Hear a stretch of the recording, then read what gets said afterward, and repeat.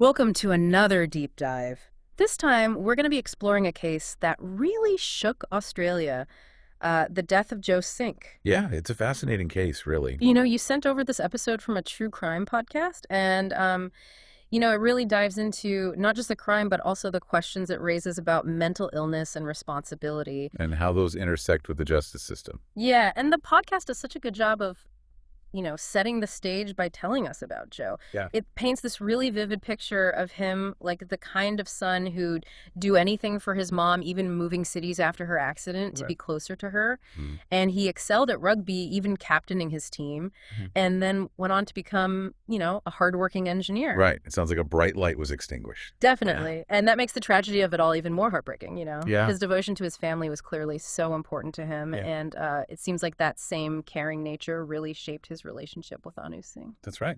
The podcast describes Anu as intelligent and ambitious, a law student at the Australian National University, Hmm. but also someone struggling with her mental health.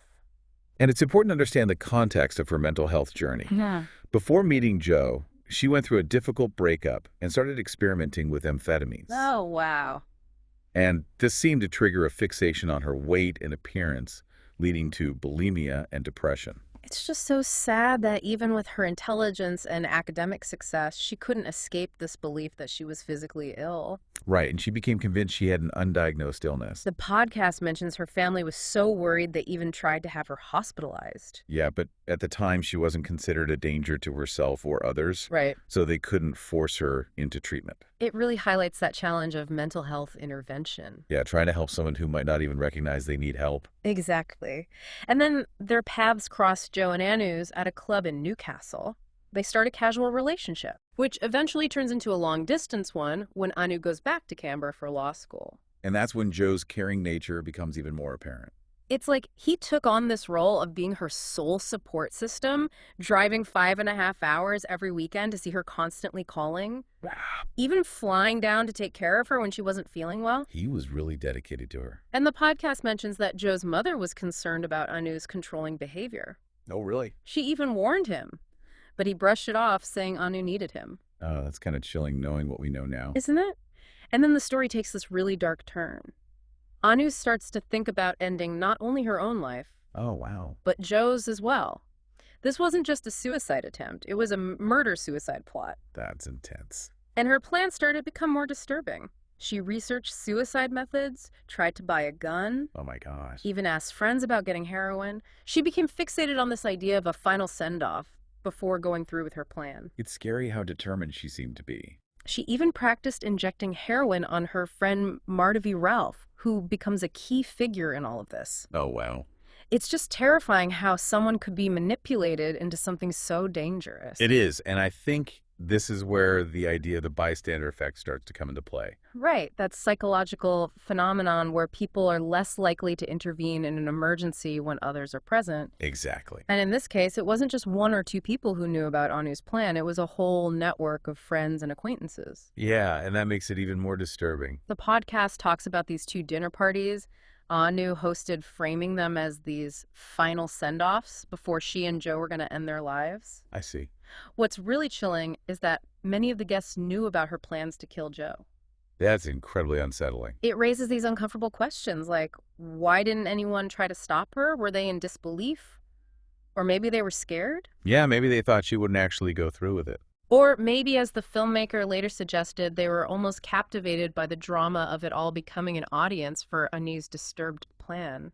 That's a fascinating and unsettling idea. During the first dinner party, Anu actually tried to inject Joe with heroin, but she was unsuccessful. Oh, wow. It makes you wonder, did Joe have any clue what was going on? Was he completely unaware of Anu's intention? That's a big question. Or was there some level of agreement to this suicide pact? The podcast mentions that after Joe's death, his family found diary entries indicating he was planning to leave Anu. Oh, really? Yeah, and coupled with the fact that some of his belongings were missing, it's led some people to believe that maybe Joe was trying to distance himself from the relationship. That adds a whole other layer to the story. So the second dinner party takes place, and once again, Anu's guests are aware of her deadly intentions. This time, she successfully drugs Joe with Rohypnol, which is a strong sedative, Oh, gosh. and heroin. Yeah. And this is where we really see the bystander effect in action, or I guess in action. Right. No one intervened even though they knew Joe was in danger. No one called the police, no one tried to stop Anu, and no one warned Joe directly. It's like they were frozen, hoping someone else would do something.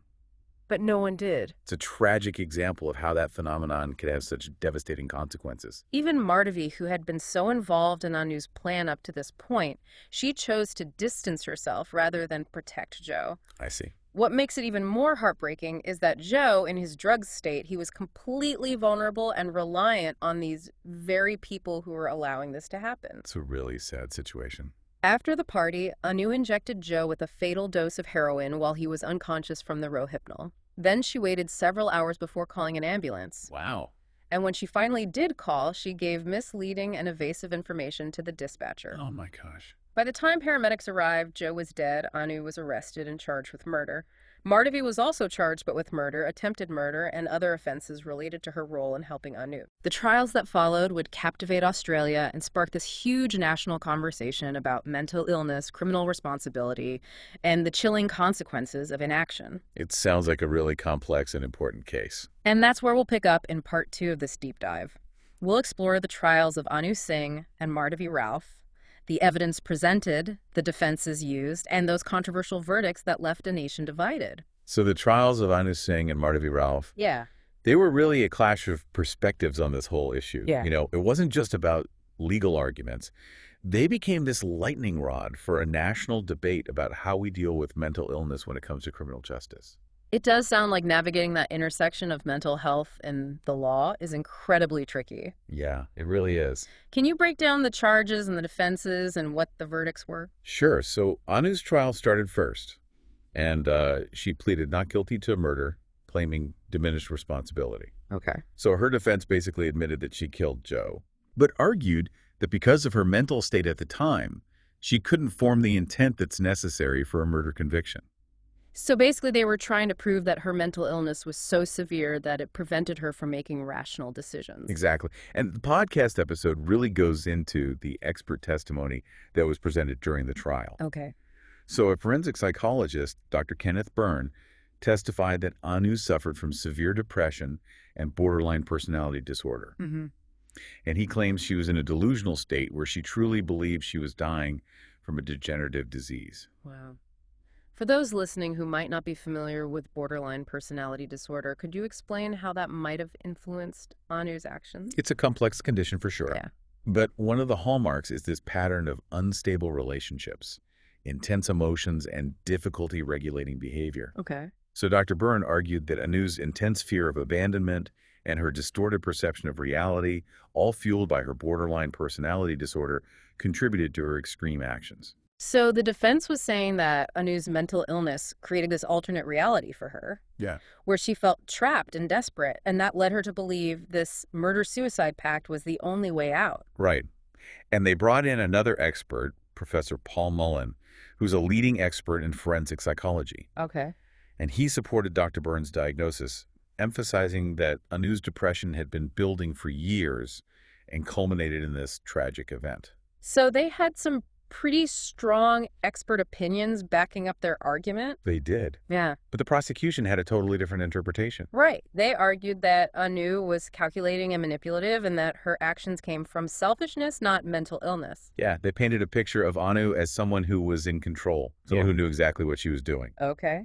They pointed to the fact that she waited hours before calling an ambulance and then gave misleading information to the dispatcher. Oh, wow. They said that this was a clear attempt to cover up her crime. And then there was Anu's diary. What did the prosecution make of those entries? Well, the diary was a big part of their case.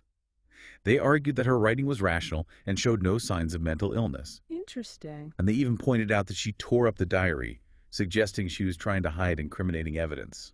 And they actually quoted her words from the diary. Right? Something about her friends helping her die. That seems like a pretty damning statement. It is. The prosecution used that, quote, "Didn't I think at the time that these friends of mine were helping me to die?" to argue that Anu knew exactly what she was doing and what the consequences would be. They suggested those diary entries actually revealed a growing resentment towards Joe and a desire to get away from him. So the prosecution really built a case around her intent and her awareness of her action. They did. But in the end, the judge sided with the defense. Really? Yeah. Justice Crispin acknowledged how complex the case was. He said that while he believed Anu intended to cause Joe's death, her mental state made it impossible to know for sure what she was thinking at the time. So it was a tough decision, and I imagine it sparked a lot of debate. It- So Anu was found not guilty of murder, but guilty of manslaughter on the grounds of diminished responsibility. That's right. And the sentencing really fueled the public outcry. Yeah, what was the sentence? Anu received a 10-year prison sentence, Wow. but with a non-parole period of just 4 years. So that meant she could be released after serving just 2 years behind bars. Potentially, yeah. The podcast really captured the raw emotion from Joe's family, especially his mother, Maria. Right. They were understandably devastated by the verdict. Of course. They felt that the sentence was far too lenient considering a life was taken. Yeah. They couldn't understand how so many people knew about Anu's plan and didn't do anything. Yeah. And they felt like the justice system had failed them and their son. It's just a heartbreaking situation all around. Yeah. What about Mardavi's trial? How did that one play out? So her trial started 6 months after Anu's, and she also pleaded not guilty to all charges, including murder, attempted murder, and administering a drug. The prosecution's argument was that while Mardavi might not have directly caused Joe's death, she was complicit by helping Anu. So they were going after her for knowing about the plan but not trying to stop it. Exactly. They argued that Mardavi had a moral and legal duty of care to Joe, and that by not intervening, she shared the responsibility for his death. Did her defense team try to challenge that idea of responsibility? They did. Her lawyer argued that Mardavi's involvement was limited to buying drugs for Anu and witnessing certain events. Okay. He claimed that she had withdrawn from the plan and had no legal obligation to step in. His argument was that just because she knew Joe was in danger didn't automatically make her responsible for his safety. That brings up a really interesting question about where our responsibility to protect others begins and ends. It does. And Justice Crispin, the same judge who presided over Anu's trial, seemed to be wrestling with that question too. Yeah. He even made a comment during the trial about how disturbing it was that someone could participate in a murder plot and then just walk away and claim no responsibility. Yeah. I can see how that would be a difficult thing to reconcile. It really gets to the heart of the moral dilemma here. Can we really just absolve ourselves of responsibility just because we choose to ignore a dangerous situation? It's a tough question. What was the verdict in Mardavi's case? The judge acquitted her of all charges. He acknowledged that her behavior was suspicious, Right. but concluded there wasn't enough evidence to prove that she shared Anu's intent to kill Joe or that she directly helped in his death. He also considered the possibility that maybe she was either trying to talk Anu out of it or was just too scared to intervene. So much of this case is about those unanswered questions and those things that were left unsaid. It is. This whole story, it's about love and obsession and mental illness and this network of bystanders who didn't act and a legal system trying to grapple with these really complicated questions about responsibility and culpability. Yeah, it's got so many layers. It's easy to see why this case captivated the whole nation. Absolutely. It was a tragedy on so many levels. Yeah. Joe Cinque lost his life in such a tragic and senseless way. His family was left with unimaginable grief and anger. And the community was left trying to process these uncomfortable truths about mental illness, the bystander effect, and the limitations of our justice system. And that's actually where we'll pick up in the final part of this deep dive. Okay. We'll explore the aftermath of the trials, what happened to those involved, and those bigger questions that this case raises about our individual and collective responsibility when we're faced with these kinds of challenging situations. We've really gone deep into the events leading up to Joe's death, and then the trials and the verdicts. Yeah, it's been heavy. What about the aftermath, though? What happened to Anu and Mardavi after the trials? Well, Anu, she served her time. Okay. First at the Silverwater Correctional Complex, and then later at Emu Plains. And it's interesting, even while she was incarcerated, she continued her education. Wow. Eventually earned a master's in criminology and then a doctorate in law. It's kind of hard to reconcile those achievements with, the fact that she took a life. It is a lot to process. And her story doesn't end there. In 2004, she actually breached her parole by using cannabis Oh, wow. and ended up back in jail for another 3 months. But even then, she just kept pushing forward with her studies. So even in prison, that drive, that ambition that might have fueled her obsession with controlling her life and Joe's red, it kind of propelled her towards academic success. It's almost like a contradiction. It does make you think. And then in 2017, she appeared on Sunday Night, that Australian TV program, Right. and publicly apologized to the Cinque family. Did she really? She did. She said she was remorseful for her actions and acknowledged the pain she'd caused, attributing everything to her severe mental illness at the time. But I remember Joe's mother, Maria, wasn't ready to forgive. No, she wasn't. She rejected Anu's apology on the same program, Wow. called Anu the Devil, and talked about how much grief she still carried over losing her son. It's hard not to feel for her. It is. Losing a child is unimaginable, Yeah. especially under those kinds of circumstances. And knowing that so many people knew about Anu's plans and didn't do anything, it had to have just made their grief and anger so much worse. It's truly heartbreaking. Right. What about Marty v. Ralph, though? What happened to her after the acquittal? Right. What happened to her? Well, she basically vanished. Changed her name, moved to the United States. Well, She's living there now with her husband and children. trying to build a new life for herself, it sounds like. Yes, far away from that tragedy in Canberra as she can get. This case, as we've discussed, it really highlights just how complex mental illness is. Yeah, it really does. It reminds us that it can manifest in ways that are unpredictable and even dangerous. Absolutely. Yeah. And it brings up those crucial questions about intervention. Right, all those people who knew about Anu's plan, but no one effectively stepped in to stop her. It's a chilling example of how inaction, even from a whole group of people, can have such devastating consequences.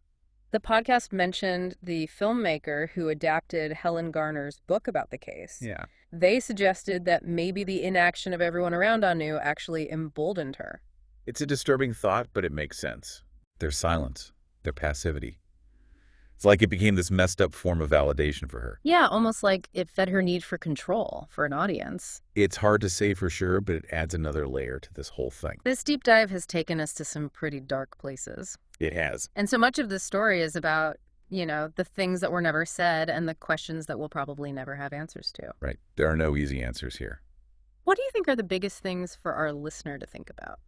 I think it comes down to facing some uncomfortable truths about mental illness and personal responsibility, and the fact that our justice system has its limits. Yeah. It's a reminder that we can't always predict how people will behave, and sometimes the answers just aren't clear-cut. It's a story that sticks with you, and it makes you think about how you would react in that kind of situation. Yeah. Would you have the courage to speak up, to do something, or would you get caught in that web of inaction? Those are tough questions. And I also keep thinking about Joe. Was there anything he could have done differently? Would he still be alive if someone had intervened? If someone had taken her seriously? If he had seen the danger and she just left? We'll never know. But it makes you realize how fragile life is. It does. And how important it is to watch out for those red flags, even in the people closest to us. Yeah, even the people we love. It makes you wonder if Joe had lived. Would we be looking at Anu's actions in the same way? Would we be so quick to scrutinize her if the outcome had been different? That's a really good question, and it makes you think about how we view victims and perpetrators. Right. And it reminds us to look beyond the surface and understand that behavior isn't always so simple, especially when mental illness is a factor. Thank you so much for walking us through this case. You're welcome. It's been a really thought-provoking conversation. And to our listener, we hope this deep dive has helped you see this tragic case in a new light. And maybe it's even made you think about your own role in the world. Until next time, everyone stay curious and remember that even the smallest act of courage can make a huge difference.